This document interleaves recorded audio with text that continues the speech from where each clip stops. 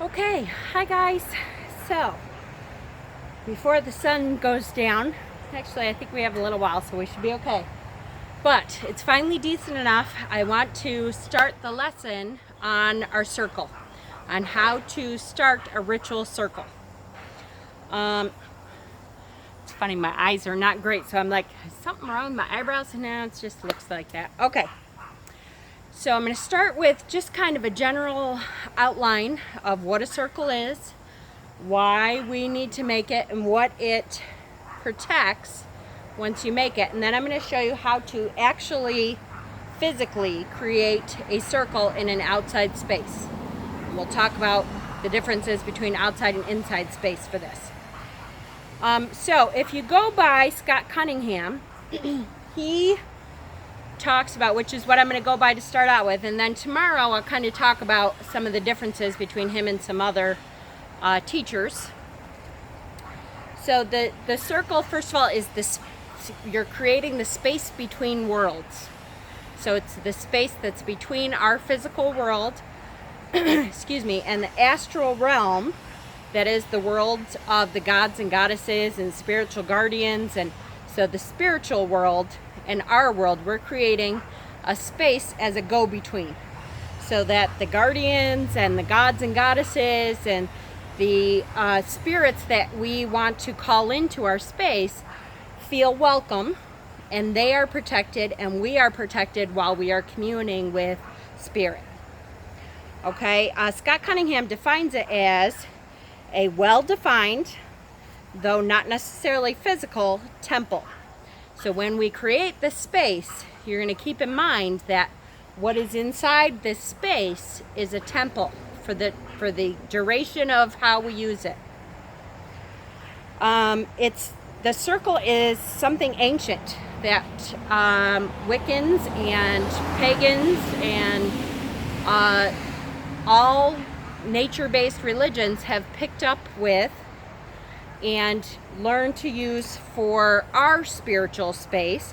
Ancient Babylonians used it, the magic circle, as for their magicians. The ceremonial magicians of the Middle Ages, the Renaissance, used a sacred circle. American Indian tribes, some of them used a sacred circle, although not exactly the same way that we use it. It is designed to protect the magician or the practitioner from the forces that we raise. So it's not only a protection from the outside, but it's also a protection on the inside. We're calling some pretty powerful spirits into our space, and we want to make sure it's a protection space for us from that powerful energy. And it's also, we're creating a sacred space for which we commune with gods and goddesses and spirits and guardians and ancestors, and whatever we call into this space, we are protecting this space from any outside negative energy, from any outside energies. So, as pagans, it is always better if we can do ritual outside. That can't always happen for a number of reasons. Either you live in a city and forget it, you're not going out to, you live in New York City, you're not going out to Central Park, although you might, that's okay too. Or you do not have privacy in your space, just like me. Sometimes my neighbors are yelling. Or you don't have the room. You don't have an outside space that you can go to. Keep in mind, it doesn't have to be your space. It can be a public space that, is kind of desolate sometimes. It can be the middle of a forest. You find a clearing in the middle of a forest. As long as you pick up after yourself, you don't leave anything there that isn't biodegradable, then you should be able to use a public space for your ceremony and your rituals. It's easier, because we're a nature-based religion, it's easier to create the sacred space that we're talking about and to connect with those energies when you're outside. Again, doesn't mean you can't do it inside, especially if you don't have any choice. Now, For me, most of the time, my Imulk and Yule, sometimes I can do Yule outside, depends, have to be done inside because it's like 0 degrees outside, it's freezing, and I can't do that outside. I cannot freeze my butt off. Now, I still try to go outside for the full moons and stuff for a couple minutes at least, because it's when you can be outside in that nature, you can connect to it a lot easier. What else? We want to create a special place to welcome and celebrate our gods and goddesses and spirits and guardians. So that's what we're doing. If you need to do your rituals inside, please create a circle space, a ritual space. You don't have to create a permanent ritual space. I'm not saying that at all. But before your ritual, you want to at least do some of these things to create that sacred space, boundaries within your household to use your magic in, to use, create your energy in. It defines the space. If you have to do it inside, you want to at least define the space that is that sacred area. Holds in your personal power, shuts out some distracting energy, creates the proper atmosphere that you want for your rites that you're doing. Okay, so the circle is constructed with personal power. We're going to start that personal power within us. When we're ready to create our sacred space, you start within. It's felt and visualized through your athame, if you have an athame. If you have an athame, it's usually a dull knife, does not have to be sharpened. You can also use a wand, although wands are more for directing energy. Athames are for pulling that energy through it and creating a boundary. You can use a wand though. If you don't have an athame, you can use your finger. Just the most important thing is to visualize that energy starting within you, flowing through your arm into your athame, through your finger if you don't have an athame or a wand, and creating a boundary line. You can use a physical boundary line like I'm going to show you tonight, or you can use just your mind, your power boundary line. Especially when you begin, I think it's a good idea to actually create a physical line if you can. We'll talk about that too. The completed circle is a sphere of energy which encompasses the entire working area. So if you ever went to a coven, a Wiccan coven, or some sects of pagan coven, you would see that people do not walk in and out. Once you've created this boundary, it's an actual boundary. People will say before you leave the circle, you have to cut a door through that energy. So you take your athame, you begin at the bottom and cut a energetic door and then walk through that boundary. It's very important to keep that visualization because it is an energetic boundary that we are protecting all that's within and we're protecting all that's without from what we're doing in here. And then when you walk through it, you turn around and close that energy again. So let's say you forgot a tool, you forgot to fill your chalice with wine, whatever.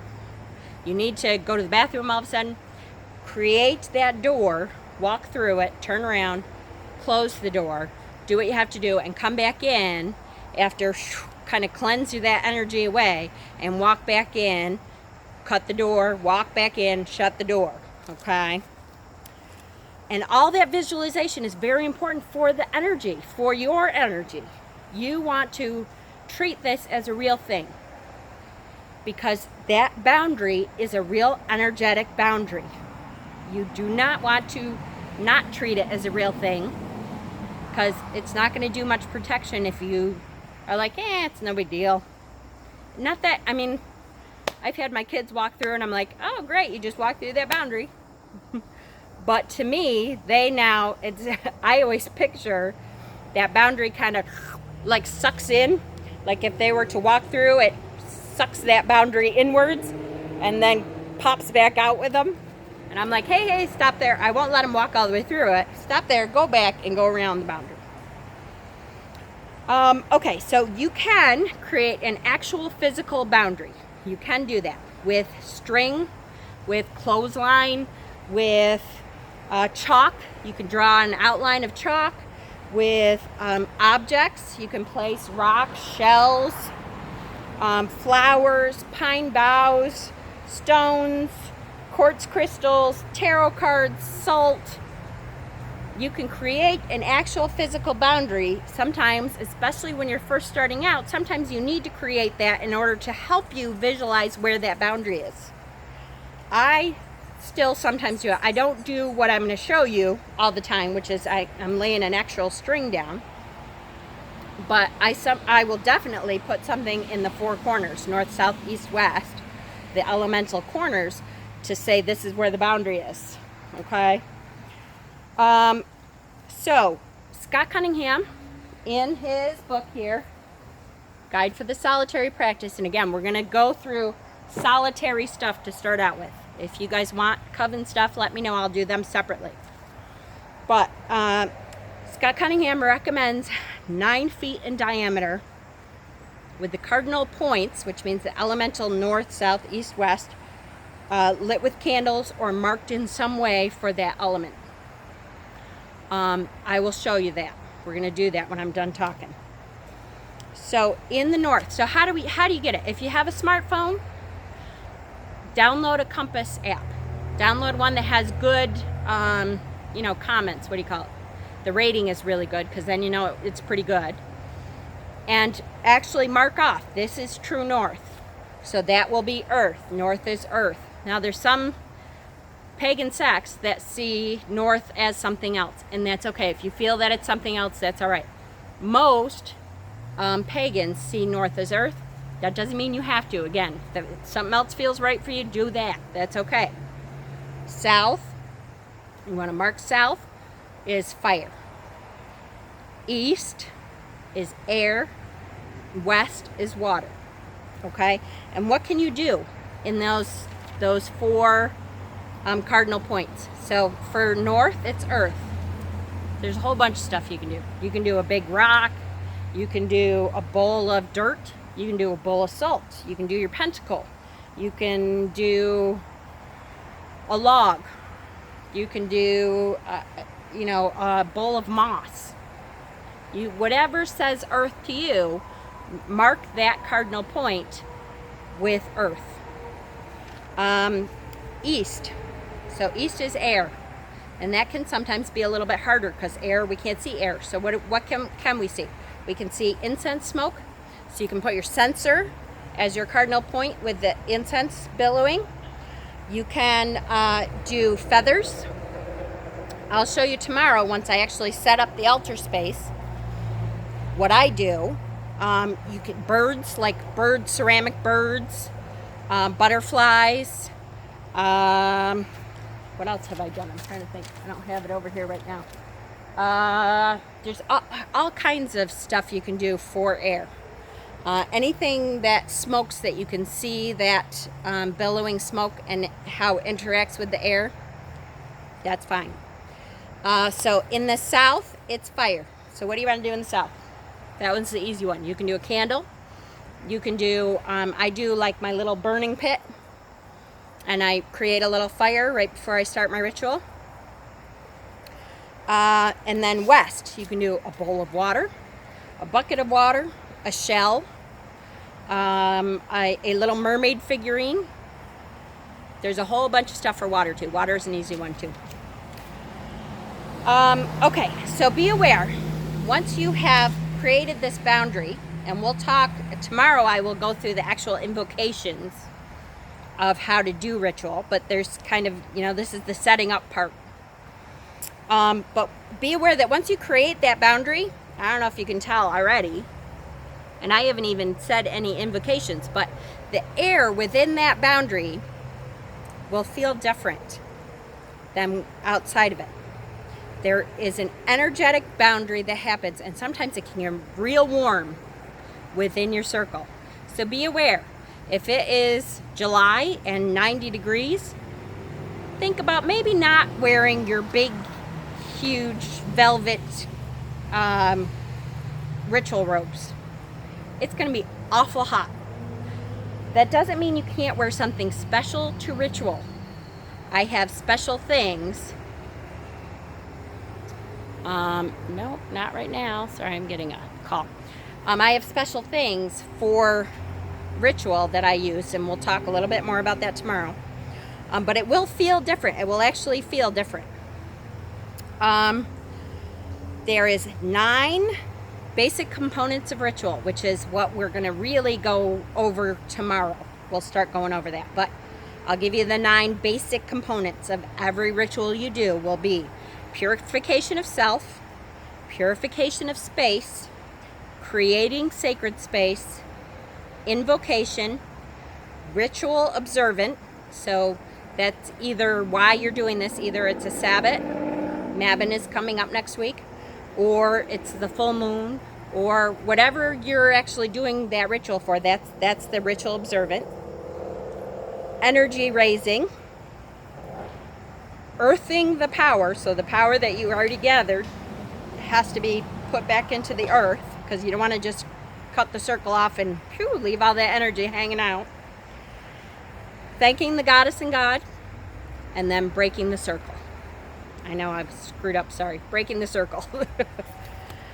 So those are the 9 different basic elements that every ritual you create should have. And we can go over that. I will start going over that tomorrow. I may start part of it tonight. This is going to be a longer study because a ritual is a big deal. There's lots of different parts. It can be very simple, and I will talk about that too. This is just the main part of how to set it up. Okay, so let's start. What did I start out with? I started out with some pink string so that I can see the boundary. I made my husband get out a measuring tape and some scissors. So I started out with a piece of the string. I took a stick and I put a stick in the ground about where I wanted the middle of my circle to be. Okay? You take the string, start it at the beginning, and measure out 9 feet. It's an approximate. If you don't have 9 feet, you only have 5 feet, and it's only you, big deal. Go ahead and use 5 feet. That's fine. So I measured out 9 feet. I tied the string around the stick and put it where I want the center of my circle, and brought the other end all the way out. So the end of it says, here's 9 feet. And then I took another piece of string and I started walking around, so it created that circle, and setting string down as I went. So the string is the boundary of my circle. And now I have a visual circle all the way around 9 feet. So I'm going to pause this, back it up, and show you kind of what I did so that you have an idea. It's very simple, not a big deal. Again, you don't have to do 9 feet. If you don't have 9 feet, if you only have 3 feet, just create something with that sacred space. Okay? Give me 1 second. Okay, so you're going to be able to see me, but I don't have a microphone, so you might not be able to hear me. So I am just going to show you from beginning. We go to the center. I'll show you the stick with the 9 foot of string and how I walked around with the string. Okay, here we go.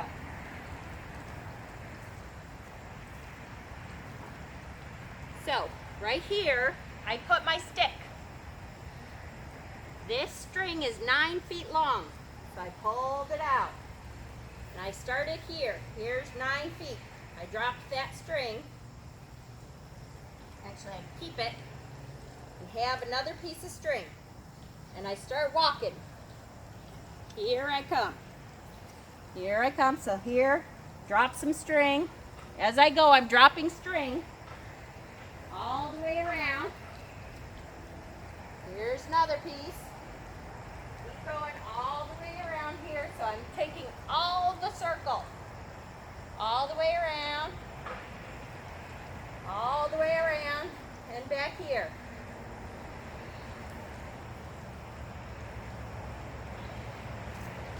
So I have a pink line. Hopefully you can see it, but right in the middle there is my stick where I started.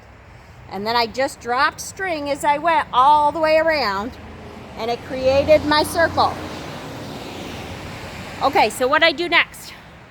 I got my compass out, and I looked, even though I know where due north is, I do this so much now, but I looked for due north. And due north is, I put my little stool, hold on, you can't see it. This is my little stool that looks like a log and has a moose on it. So I put my little moose stool, that's due north. That is due south. And that is my little burn pit that my husband made out of an old washing machine insides. So that's where I'm going to start my fire, due south. East was kind of hard because all my water stuff is over there, usually. But I do have, hold on.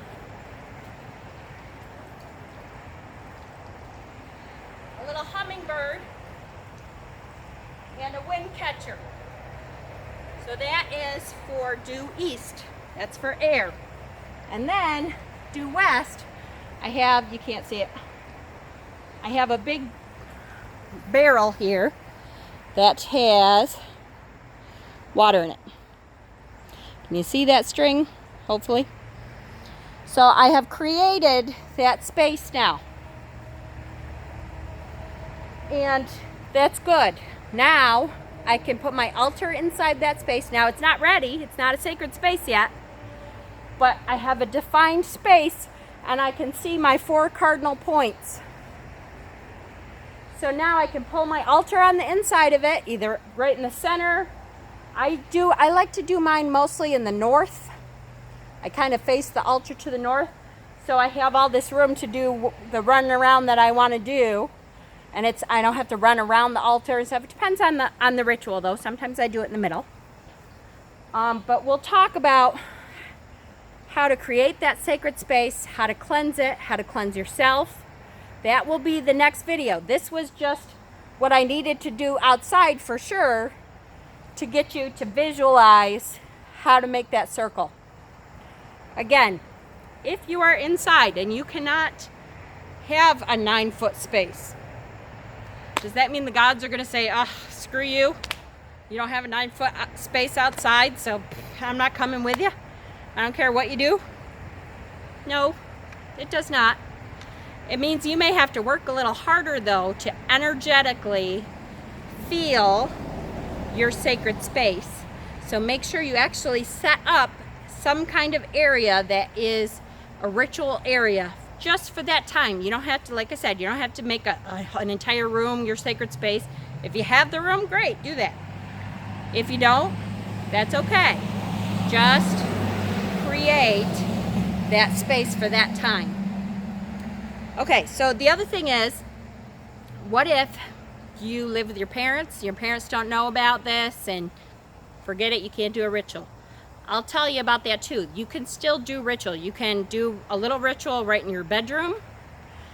You still need to create a little sacred space. If you can only create a 2-foot circle around you and stand inside that circle and create your magics and do your ritual there, you did it.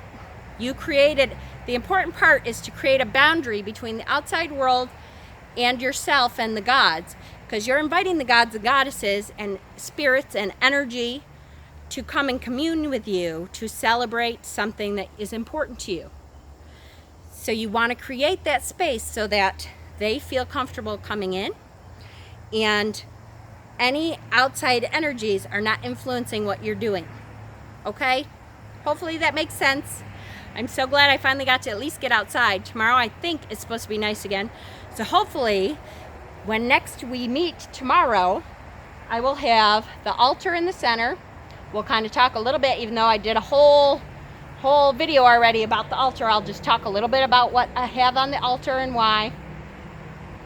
We will go over how to cleanse yourself, how to cleanse your space, where we go from here with ritual. And once we get through that ritual, I'll do a whole nother video to introduce a couple different ideas for an actual Mabon ritual, which is next week. Okay? Yay! It's the weekend. I'm so happy. Hopefully y'all are having a good week. I don't want to beat a dead horse with the Simon and Shane thing, so I'm just going to say one other thing. I haven't watched myself back from my video, from the forgiveness video, when I read a story about Mabon. It feels like a lot of people got the impression that I was saying you have to let it go, and I'll have to watch it back eventually.